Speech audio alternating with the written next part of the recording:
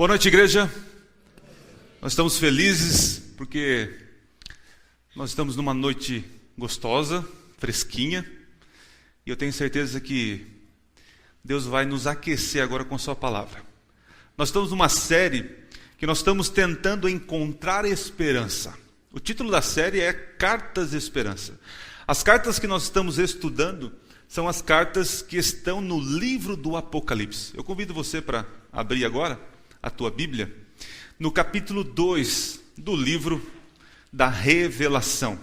Para quem não assistiu, quem não viu os temas anteriores, nós falamos sobre João, como o João foi transformado pelo contato com Jesus. Também nós falamos sobre como João chegou à ilha de Pátimos. Falamos sobre a primeira carta que foi enviada à igreja de Éfeso.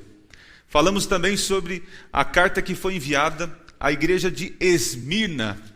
A igreja de Éfeso era uma igreja vibrante, uma igreja que tinha sua teologia pura, mas estava perdendo o seu primeiro amor, certo? Depois, na carta de Esmirna, Esmirna significa mirra, é um perfume precioso. Mirra, ela é extraída de uma planta, quando ela é esmagada, pressionada. E Jesus estava falando que aquela igreja passaria por momentos de pressão, de perseguição, e que no meio da pressão deveriam exalar o aroma agradável de Cristo. E agora nós vamos para a igreja de Pérgamo, e vamos tentar entender aqui o seu contexto histórico, qual eram as dificuldades dessa igreja e o porquê Jesus mandou uma carta para esta igreja. Lembrando que nós podemos interpretar essa carta, primeiramente, como uma igreja que existiu, segundo, como um período histórico da igreja primitiva, e também, em terceiro lugar, podemos entender como uma mensagem para mim e para você hoje. Ok? É o que nós vamos tentar fazer. Vamos lá? Pérgamo. Eu vou ler todos os versos e depois farei as minhas considerações. Acompanhe comigo. Verso 12. Capítulo 2 de Apocalipse, verso 12. Diz assim: Ao anjo da igreja em Pérgamo escreve: Estas coisas diz aquele que tem a espada afiada de 2 gumes. Conheço o lugar em que habitas, onde está o trono de Satanás, e que conservas o meu nome, e não negaste a minha fé. Ainda nos dias de Antipas, minha testemunha, meu fiel, o qual foi morto entre vós, onde Satanás habita. Tenho, todavia, contra ti algumas coisas, pois que tens aí os que sustentam a doutrina de Balaão, o qual ensinava a Balaque a armar ciladas diante dos filhos de Israel, para comerem coisas sacrificadas aos ídolos e praticarem a prostituição. Outros sim, também tu tens os que da mesma forma sustentam a doutrina dos nicolaítas. Portanto, arrepende-te, senão venho a ti, sem demora, contra eles pelejarei com a espada da minha boca. Quem tem ouvidos, ouça o que o Espírito diz às igrejas. Ao vencedor dar-lhe-ei do maná escondido, bem como lhe darei uma pedrinha branca, sobre essa pedra escrita um nome novo, o qual ninguém conhece, exceto aquele que o recebe. Nós vamos tentar entender o porquê Jesus mandou estas palavras à igreja de Pérgamo. Nós precisamos entender o contexto da época. Nós precisamos imaginar e tentar voltar no tempo. Então vamos imaginar que nós estamos aí no segundo século, fim do primeiro século. Nós estamos num período onde existe um império mundial chamado Roma. E Roma, ela dita as regras. Nós tínhamos um imperador na época chamado Domiciano, que ele se intitulou Deus, e ele queria adoração para ele. A filosofia que imperava na época era a filosofia grega. Existia uma adoração a vários outros deuses. E nesse cenário, o cristianismo começa a crescer. Mas aqui em Pérgamo nós temos algumas coisas curiosas. Primeiro que a palavra Pérgamo, existem alguns significados. Alguns dizem que significa exaltação. Por quê? A cidade de Pérgamo ficava em uma colina alta, então por isso que era exaltação. Mas eu achei um significado mais interessante que exaltação. Pode ser exaltação, mas de acordo com a história, o relato, o significado que eu encontrei, que eu achei mais pertinente, é muito casamento. Muito casamento. Então o título da mensagem de hoje é Um Convite ao Divórcio. Para você que é casado, eu vou fazer um convite para você para um divórcio. Mas vamos entender que divórcio é esse. No primeiro verso diz o seguinte: estas coisas diz aquele que tem o que, gente? Uma espada afiada do quê? 2 gumes, tá? Não é 2 legumes, é 2 gumes. É uma espada cortante, é uma espada realmente que corta. Tem 2 lados que cortam, ok? E o que significa isso? Eu gostaria que vocês sempre, quando lessem as cartas, vocês vão perceber que sempre o destinatário, quer dizer, a pessoa que está mandando a carta para o destinatário, ou seja, o remetente, né? No caso, João está escrevendo, mas Jesus que está se revelando. E ele, para cada igreja, ele se revela de uma forma. Vocês viram que para a igreja de Éfeso, ele se revela, vocês lembram? Que ele está andando no meio dos candeeiros, e eu tenho o que na mão direita? 7 estrelas. E eu expliquei para vocês o que significa isso. Na igreja de Esmirna, ele diz o seguinte: é aquele que é o primeiro e o último, o que estava morto e tornou a viver. Sempre a revelação de Jesus para aquela igreja tem a ver com a cura da doença da igreja. Então Jesus está dizendo que ele é aquele que tem uma espada afiada de 2 gumes. E onde nós encontramos esse significado? E para entender isso, eu gostaria que você fosse para o capítulo 19 do mesmo livro. Capítulo 19, versinho 15. Aqui é um momento em que Cristo está voltando. Em todo lugar aqui do Apocalipse, né, até o capítulo 19, é demonstrado cenas da volta de Jesus. Mas é um momento, não é a volta, mas é o quase volta. Né? Agora, no capítulo 19, não, é declarado a volta do Rei dos Reis. E no verso 15, você vai encontrar a mesma expressão usada por João lá no capítulo 2.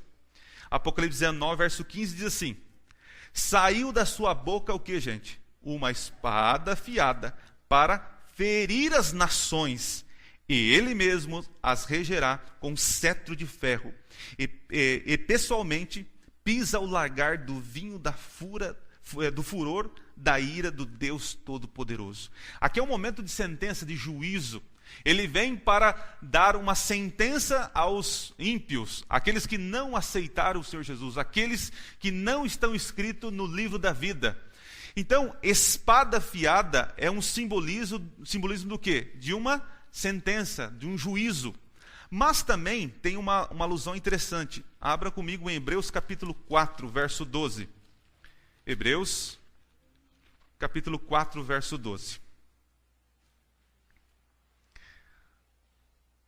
Porque a palavra de Deus é viva e eficaz, e mais cortante do que qualquer espada do quê? 2 gumes, e penetra até o ponto de dividir a alma, espírito, juntas e medulas, é apta para discernir os pensamentos e propósitos do coração. Então veja, a palavra de Deus, ela serve para confortar o aflito, mas serve para ferir o ímpio. A palavra de Deus, ela traz esperança para o fiel, mas traz sentença para o infiel. Perceberam isso? Então, a carta de Pérgamo, ela inicia com Jesus dando um anúncio de um juízo. Entende? Jesus está começando a carta dizendo que ele julgará as obras da igreja de Pérgamo. Perceberam isso? Então vamos lá. Lembra que eu falei que o presbítero, né, o líder, chamado como anjo, ele chegava e lia a carta para toda a igreja. Então quando o presbítero leu, que é aquele que tem a espada afiada de 2 gumes, pergunto para vocês, nossos irmãos lá do primeiro século, eles entenderam a mensagem, sim ou não? Sim, entendiam. Nós que estamos separados há séculos de distância, não entendemos, porque nós não estamos inseridos na mesma cultura e o contexto histórico. Agora, vocês sabem que espada afiada, ela tem um simbolismo de exortação, de juízo, de sentença. Assim como a palavra de Deus. Ela é útil para repreensão, para educação, para exortar, para corrigir. Isso está lá, Paulo diz isso em Timóteo. Ok, gente, vamos continuar? Verso 13, Jesus diz: conheço o lugar em que habitas, onde está o trono de quem, gente? Meu Deus, será que literalmente Satanás tinha um trono nessa cidade? Sabemos que não, não é? É uma referência a um templo. Apesar que existiam vários templos ali na cidade de Pérgamo. Era uma cidade muito eclética. Era uma cidade muito sincrética. Ou seja, ela tinha um sincretismo religioso. Havia um paganismo, haviam vários deuses que eram adorados nessa cidade. E existia realmente uma capela, podemos dizer assim, um templo, onde tinha uma estátua, um deus ali, conhecido pelos gregos como deus Zeus. Então podemos entender que é uma referência a Zeus, o deus dos deuses. Ou se não, ali também havia templos onde as pessoas adoravam o imperador como sendo um deus, né? Porque, segundo a religião romana, o imperador, quando assumia o trono, ele assumia também o espírito de Roma, se tornando uma divindade. Então, gente, nós podemos entender que esse trono de Satanás não é um trono literal de Satanás, o anjo caído, mas que ali havia adoração a um outro Deus, ok? Então diz assim, ó: e que conservas o meu nome e não negaste a minha fé. Perceba, mesmo a cidade tendo um trono de Satanás, onde as pessoas adoravam Satanás, ali tinham pessoas fiéis, sim ou não? Pergunto para vocês: é mais fácil servir a Deus onde todo mundo é fiel a Deus, ou onde a maioria não é fiel a Deus? Onde é mais fácil? Onde a maioria, onde todos são fiéis. Jesus está mandando uma carta para aqueles irmãozinhos nossos que estavam em um lugar onde a maioria não queria saber das coisas do Senhor. Eles adoravam e buscavam os prazeres do mundo e adoração a outros ídolos. Nós temos, talvez, uma dificuldade de entender como esse povo adorava esses ídolos. Porque hoje não tem tanto essa adoração a outros deuses, né? Só que Satanás, ele mudou a roupagem do pecado. Antigamente as pessoas realmente adoravam a ídolos, a deuses. Agora Satanás, ele tirou essa roupagem dessa adoração a imagens e agora colocou a prazeres. Hoje os nossos ídolos não são estátuas de Zeus, de Ares e esses deuses assim. Mas hoje os nossos ídolos na verdade, os desejos carnais que eu tenho. É aquela comida que eu coloco em primeiro lugar. É aquele seriado, é aquele prazer, é aquele pecado que eu acaricio e coloco em primeiro lugar. Nós vivemos num mundo assim, onde a maioria busca os prazeres desse mundo. Tem deuses, tem pessoas que o Deus é o futebol, tem pessoas que o Deus é o marido, tem pessoas que o Deus é a esposa, é um relacionamento, é um namoro, é um pai, enfim, nós colocamos, né, esses deuses à frente de Deus. Então se torna uma idolatria. Mas Jesus está dizendo que em meio a tanta idolatria, infidelidade, havia pessoas fiéis. E ele agora vai citar o nome de uma pessoa. Ele diz assim, ó: ainda nos dias de Antipas, minha testemunha, meu fiel, o qual foi morto entre vós, onde Satanás habita. Aqui esse Antipas, interessante que o nome Antipas, ele tem um significado. Antipas é aquele que se torna o pai. Por exemplo, se Deus abençoar, der tudo certinho, eu terei um gurizinho, ou um piazinho, né? um filho. Se eu colocar o nome dele de Antipas, há um significado nisso. Eu estou desejando que ele se torne uma pessoa igual a mim. Ok? Então, esse Antipas era alguém parecido com o seu pai. Ou uma alusão ao próprio nosso Deus. Ele era uma fiel testemunha. A palavra testemunha é a palavra martírios, que vem a palavra Marte. Uma pessoa que morre por uma crença, por uma verdade. Entende? Então diz que ele era uma fiel testemunha e que foi morto entre vós. Eu tentei buscar informações como foi morto esse Antipas, que viveu lá em Pérgamo. Alguns historiadores não falam exatamente, mas tem um escritor que cita Tertuliano dizendo o seguinte, que Antipas foi colocado dentro de um boi de bronze ou de latão. Não sei se vocês chegaram a assistir um filme chamado 300, em que naquele filme tinham umas mulheres que uns rituais pagãos, né? E tinha um boi de bronze e eles colocavam as pessoas ali dentro, fechavam e aqueciam o boi, ok? E a pessoa morria ali cozida. Então Tertuliano diz que Antipas foi morto dessa forma, por ser fiel, por não adorar o imperador, ele então perde a própria vida. É um mártir, é um fiel. Então, continuamos. No verso 14 diz o seguinte, tenho todavia contra ti algumas coisas. Então, ele até agora elogiou, diz que tem um povo fiel em meio a tanta idolatria. E ele vai dizer agora que tem um povinho ali que se diz crente, mas não é.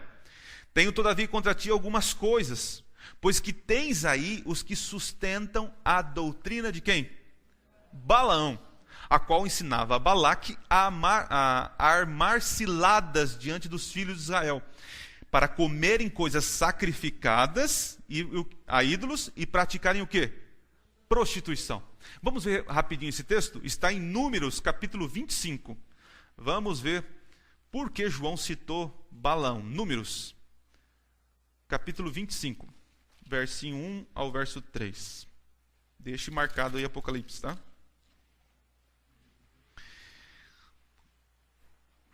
Balaão, para quem não conhece, Balaão significa não do meu povo. Balaão é um profeta que não era profeta em Israel. Ele era profeta de um outro povo, mas era considerado um profeta de quem? De Deus. E Balaque, para poder destruir o povo de Deus, convidou Balaão para vir lá de longe, para fazer o que com o povo de Deus? Amaldiçoar. Só que toda vez que Balaão ia dar a praga, a maldição sobre o povo, o que Balaão acabava falando? Uma bênção. E aí Balaão falou assim, não tem jeito, toda vez que eu vou falar uma maldição para esse povo, lembra-se que Balaque pagou uma grande quantidade para Balaão. Olha que profeta, sem vergonha, né? Foi comprado. E ele falou assim, não, Balaque, não é assim que nós vamos destruir o povo de Deus. Eu tenho uma outra estratégia. E aqui está a estratégia dele, capítulo 25, do 1 ao 3. Habitando em Israel, em Sitim, começou o povo a fazer o quê? Prostituir-se com as filhas dos moabitas. Estas convidaram o povo aos sacrifícios dos seus deuses. E o povo comeu e inclinou-se aos deuses delas. 3. Juntando Israel a Baal Peor, que era um deus, né? A ira do Senhor se acendeu contra quem? Israel. Vamos ver o capítulo 31, verso 16? Olha só, 31, 16, do mesmo livro, Números. Diz assim, ó. Eis que estas, por conselho de Balaão, fizeram prevaricar os filhos de Israel contra o Senhor, no caso de Peor, pelo que houve a praga entre a congregação do Senhor. Então, Balaão deu uma ideia para Balaque. Balaque, eu sei como vou destruir o povo de Deus. O povo de Deus, ele é forte, ele é poderoso, porque ele tem um Deus forte. E o Deus forte abençoa o povo, porque o povo é um povo fiel. Eles não se misturam com outras nações, com outras práticas pagãs. E por eles ser um povo fiel, um povo santo, um povo casado com o Senhor, então ele é abençoado, porque o povo do Senhor é comparado como uma noiva. A igreja do Senhor é a noiva de Jesus. Então, Balaque, nós vamos fazer o seguinte, eu vou entrar ali no meio do povo, vou falar assim para eles, ô israelitas, olha só, tem umas moabitas ali, ó, lindas, rapaz. Aí pai, você sabe que a grama do vizinho é melhor que a nossa, né? Sério, pai? Então vamos dar um pulinho lá para você ver. E aí os israelitas pularam a cerquinha lá da divisa, Chegaram, viram as moabitas, mulherada bonita, e dançando lá, quem sabe aquelas danças todas, e bebendo uma cachaçinha, e os israelitas, né? Sabe aqueles crentes tímidos, chegou na festinha, oi, tudo bem? Oi. E aí foram se aproximando, né? Foram se aproximando, e as meninas vieram, abraçaram, conversa vai, chaveco vai, ofereceram comida, e essas comidas eram comidas que eram sacrificadas a outros deuses, mas ali era só uma comidinha, eles não acreditavam naqueles deuses, mas é só uma comidinha, comeu a comidinha, tomou o suquinho dali, né, o suquinho fermentado, tal, até que eles começaram a prevaricar, a coabitar, a deitar, se prostituir com as moabitas. Lembrando que o povo de Moabe foi um dos piores inimigos do povo de Deus. Os moabitas tinham um costume, gente. Eles tinham um deus chamado Deus Maloque, né? Daí que vem a palavra moleque, se você não sabe. Era um deus que era uma estátua de latão com as mãos estendidas. E eles colocavam brasas, fogo, e aquela estátua ia ficando vermelha. E eles acreditavam que nesse momento esse Deus estava irado e traria muitas pragas sobre o povo. E sabe o que eles colocavam na mão desse Deus? Crianças recém-nascidas. É com esse povo que eles estavam se misturando agora a Israel. E diz que a praga veio, Deus se irou contra o povo de Deus, que se misturou com os moabitas. Então, gente, voltando ao Apocalipse capítulo 2, é disso que se trata. Jesus está dizendo assim, que na igreja de Pérgamo, na cidade de Pérgamo, os cristãos, os crentinhos, estavam se misturando com as práticas erradas. E eu quero trazer para nós hoje, Jesus está dizendo para mim e para você hoje, que não tem como ser casado com Ele e trair Ele com o mundo. Não tem como. Não tem como você ter esperança de uma vida melhor, de um futuro melhor, se você está casado com Ele, mas está se deitando com o mundo.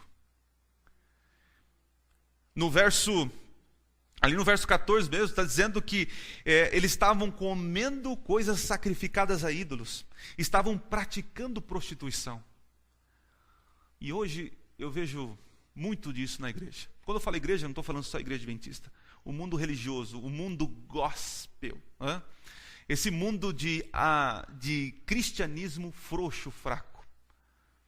Hoje o crente, ele fala como o mundo fala. O crente se veste como o mundo se veste.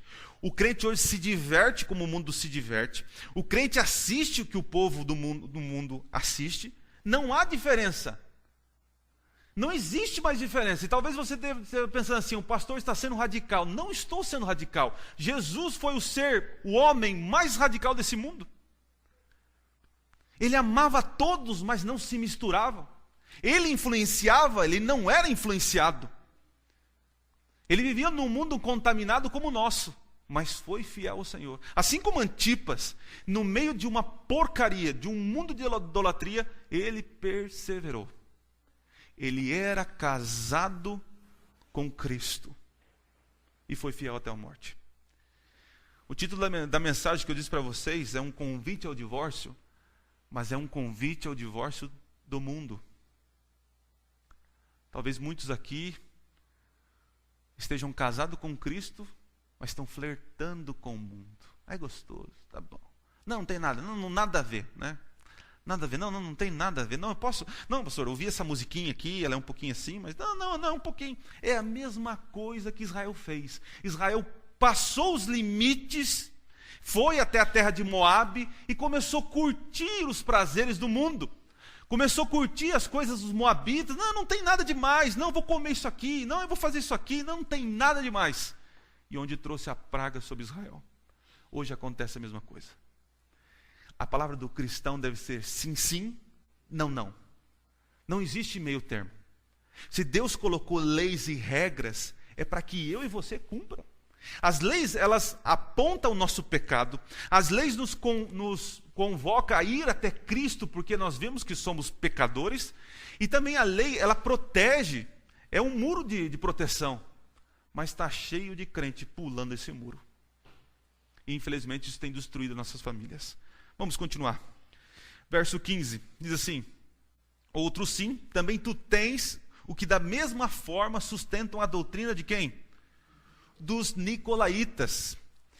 Eu já falei sobre esse povo, é um povo que acreditava que os prazeres carnais não tinha nada a ver. Poderia. Não, olha só, Jesus morreu por nós na cruz, mas Ele nos libertou, estamos na época da graça, podemos ser felizes, viver do jeito que nós queremos. Era assim que os nicolaítas pregavam. Tudo que você faz com o teu corpo prejudica o teu espírito. Tudo que você come, tudo que você vê, tudo que você ouve, pode contribuir ou pode destruir o teu espírito. Verso 16. Portanto, arrepende-te, para de fazer isso. Com Jesus não tem esse negócio, olha só, vem devagarzinho, não vai fazendo isso. Jesus não fala, com o pecado não se brinca, com o pecado é não e sim. Não quero e vou abandonar. Não tem esse negócio aos poucos, eu já falei para vocês, é como pegar um cachorro pequenininho, com um rabo, e você quer cortar o rabo, e tem pessoas aqui que ficam cortando aos pedaços, né, o rabinho do cachorro, em vez de cortar de uma vez. É assim, com o pecado não se brinca. É para parar hoje. Quando você sair desta porta aqui, você tem que parar com os teus pecados. Não brinque com os teus pecados. Jesus está dizendo, para, arrepende-te, volta. Continuando. Senão eu venho a ti sem demora. Olha só a ameaça. Contra eles e pelejarei com o que, gente? Com a espada da minha boca. Irmão, se você cair na mão do Senhor, coitado de você. Interessante, né, que muitos acreditam que é Satanás, que lá no inferno, no momento da destruição, é ele que vai tormentar você, é ele que vai te dar a condenação, você vai... Não. Quem te manda para o lago de fogo, sabe quem que é? É o Senhor. É o Senhor que te manda para lá. Porque você brincou com a palavra dele. Você teve chance de aceitar e brincou, flertou com o pecado. Jesus ameaça. E interessante que toda a exortação de Deus, ela serve como salvação. Todo pai que ama, exorta. Todo pai que ama, quer conduzir o filho no caminho correto. E se for necessário, ele dá umas palmadas. Ele fala alto. Ele ameaça o filho. Porque ele quer o melhor para o seu filho. Vamos para o último verso, que é carregado de informação. Olha só. Quem tem ouvidos, ouça o que o Espírito diz às igrejas.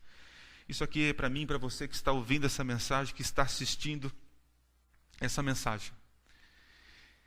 Diz assim, ao vencedor dar-lhe-ei do maná escondido. Que negócio é esse?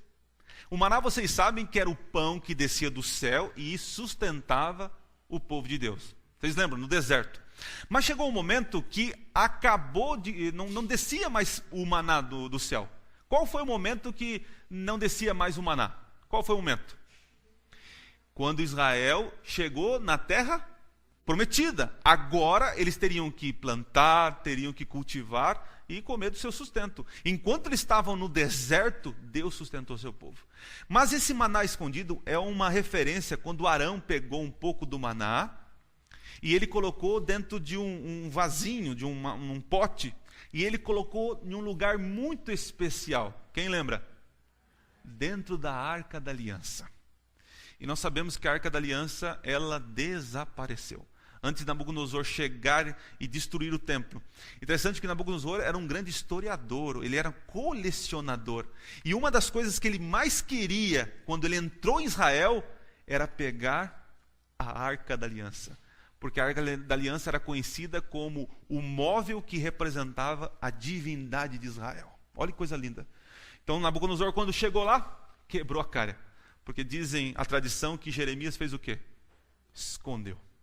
Então o maná está escondido dentro da Arca da Aliança. Interessante que você vai no capítulo 11. Olha onde foi vista essa arca. Capítulo 11.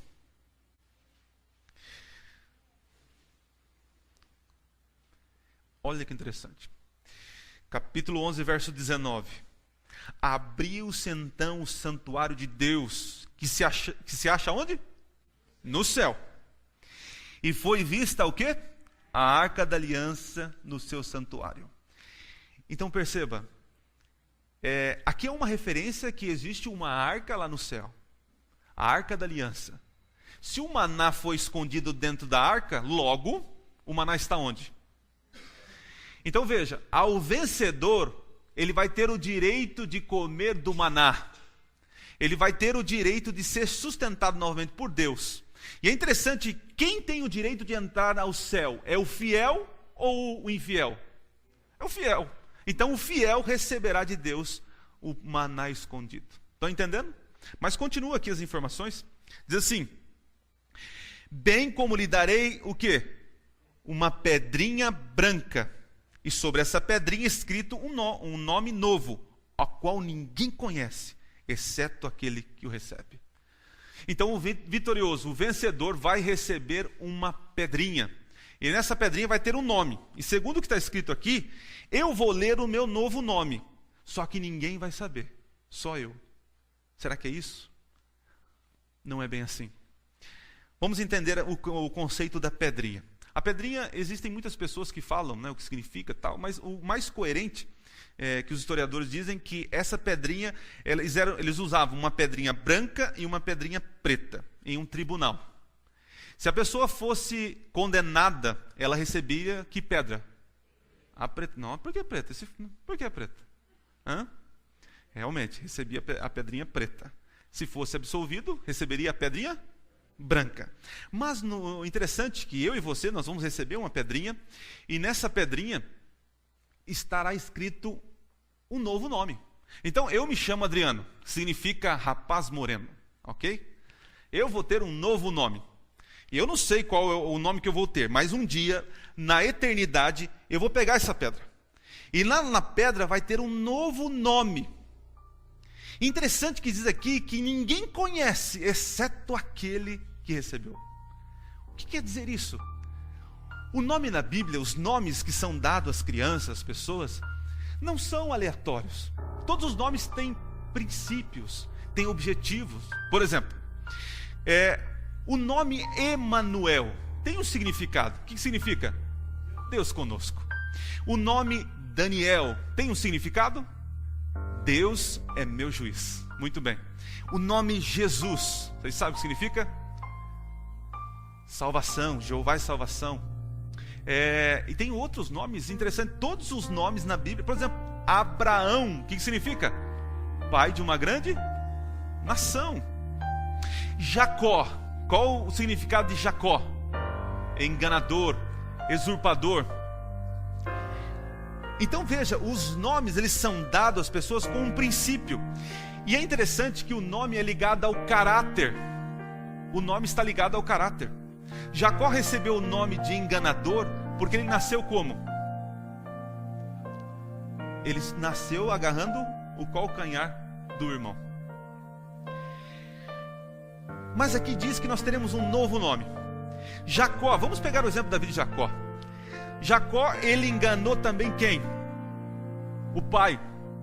Ele enganou também o pai. Mas depois que ele enganou o pai, ele sofreu uma consequência. O que ele fez? Foi embora. E viveu uma vida, assim, no início da vida dele foi terrível, sem nada. E ali ele foi conquistando as coisas, casou, teve filho, propriedades e tal. E ao longo da vida dele, o caráter de Jacó foi o que, gente? Mudando. Foi mudando. Até um momento interessante, onde numa noite escura, com medo de ser morto pelo seu irmão, ele luta com um anjo do Senhor.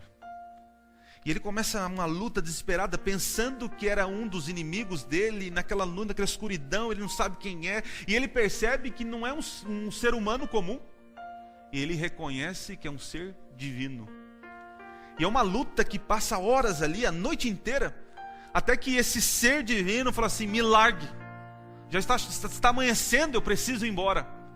E Jacó diz uma frase linda, né? Não te deixarei, se não me abençoares. E ali o anjo do Senhor, que nós acreditamos que é o próprio Cristo, ele olha para Jacó e faz uma pergunta interessante. Jacó, ele não fala Jacó, né? Ele fala assim: qual é o teu nome? E ele olha, é Jacó. De agora em diante, não será mais Jacó, mas Israel. Porque com Deus lutastes e com Deus vencestes. Com Abraão foi a mesma coisa. Abraão se chamava Abrão. E depois de um compromisso com Deus, ele se torna Abraão. Sarai era o nome, né, de Sara. Quando teve o filho da promessa, Sara. Em Apocalipse capítulo 14, haverá um povo singular. Acompanhe comigo. Eu quero terminar com esse verso. Apocalipse 14 diz assim, ó. Os versos 1 em diante. Olhei e eis o Cordeiro em pé e sobre o monte Sião, e com ele 144.000, tendo na fronte escrita o nome e o nome de quem? Seu Pai. E ouvi uma voz do céu, como voz de muitas águas, como voz de grande trovão. Também a voz que eu vi era como de arpistas quando tangem a sua harpa. Verso 3. Entoavam um novo cântico diante do trono, diante dos 4 seres viventes e dos anciões. E ninguém pode aprender o cântico, senão quem? Os 144.000 que foram comprados da terra. Aqui está falando de um povo singular, de um momento da história singular. Existem várias teorias. Eu acredito que existirá um povo não literal, mas um povo que antes do retorno de Jesus passará por uma grande tribulação. Estará vivendo em um mundo de idolatria, de dificuldade, de sofrimento, onde eles precisarão demonstrar a sua fé através da sua fidelidade a Deus. E quando esses 144.000, esse povo for resgatado da terra para estar com o Cordeiro em Sião, eles vão cantar um cântico que ninguém pode cantar, senão eles. Porque só eles poderão cantar esse cântico de louvor a Deus. Porque somente eles passaram por aquela tribulação. Você tem as suas dificuldades, eu tenho a minha. Alguns pecados, para mim, eles são fáceis de vencer. Talvez para você o mesmo pecado é difícil. E vice-versa. Cada um aqui tem uma dificuldade diferente. Cada um aqui tem um pecado que acaricia e quer vencer. Cada um passa por uma dificuldade. Mas Jesus disse que ao vencedor, que passar por tudo isso, que for fiel até a morte, não se misturar com o mundo, chegará na eternidade e vai ganhar um nome. E você vai ler aquele nome. Ninguém vai saber, sabe por quê? Só você vai saber porque aquele nome, porque Deus colocou aquele nome em você. Eu não sei, eu não consigo nem imaginar que nome você receberá. Que nome eu recebereis de acordo com as minhas tribulações, as minhas lutas? Que nome eu terei? E quando alguém olhar para o meu novo nome, não vai entender o significado. Mas somente eu vou entender porque me chamo daquele jeito. Porque só eu passei por aqueles problemas. Estão entendendo? Só Deus sabe o que você passa. Todos nós temos dificuldades, mas Cristo quer dar a vitória individualmente para vocês. Talvez a tua dificuldade é um relacionamento, é o trabalho, é ser fiel nas ofertas. Quem sabe você luta para poder vir à igreja. Talvez a tua luta seja não querer compromisso com Deus, porque hoje nós vemos um mundo onde as pessoas dizem que amam a Jesus, mas não querem casar com Jesus. Amam as coisas de Deus, mas não assumem o compromisso com a noiva de Deus. Está cheio de gente assim. O convite nessa noite para que você tenha esperança é: divorcie do mundo e firme teu casamento com Cristo. Hoje nessa hora tem muitos jovens, adultos, crianças buscando prazer, adorando os ídolos. E você, louvado seja Deus, escolheu estar aqui. Mas hoje é a oportunidade de você reafirmar o compromisso com Cristo. Não siga as luzes atraentes do mundo. Satanás, ele coloca uma cortina linda, maravilhosa para te atrair. Depois, quando você entra, ele fecha a porta. E para sair é só um milagre do Senhor. Não vá comer lavagem do mundo. Coma as maravilhas, o maná escondido do Senhor. Quantos querem nessa noite ter um compromisso com Jesus, um casamento fiel com Ele e separar do mundo? Quantos? Deus abençoe vocês. Esse é o meu desejo. Vamos colocar em pé. Vamos ter um momento de oração. Entregar a nossa vida ao Senhor. Nosso Pai, hoje nós entendemos que para ter esperança de uma vida nova, de uma eternidade, de uma vida sem sofrimento, sem separação, sem dor, sem morte, precisamos, meu Deus, nos divorciar do mundo. Nos ajude a ter um compromisso com a igreja, a tua noiva. Senhor, se há um ídolo no nosso coração, se há alguma coisa que tenha atrapalhado do meu povo aqui tomar a decisão de se entregar totalmente ao Senhor, Pai, retira esse ídolo, Pai. Que o trono do nosso coração não esteja o inimigo e nem os ídolos, mas esteja o Senhor reinando. Abençoe a todos em suas dificuldades. E nós já estamos curiosos, meu Deus, para saber que nome nós teremos. Dá-nos a vitória e nos abençoe para que naquele grande dia possamos nos saciar, não com os sacrifícios a ídolos, a lavagem do mundo, mas nos saciar com o pão da vida que é Jesus Cristo. É o que nós pedimos e agradecemos no nome de Jesus. Amém.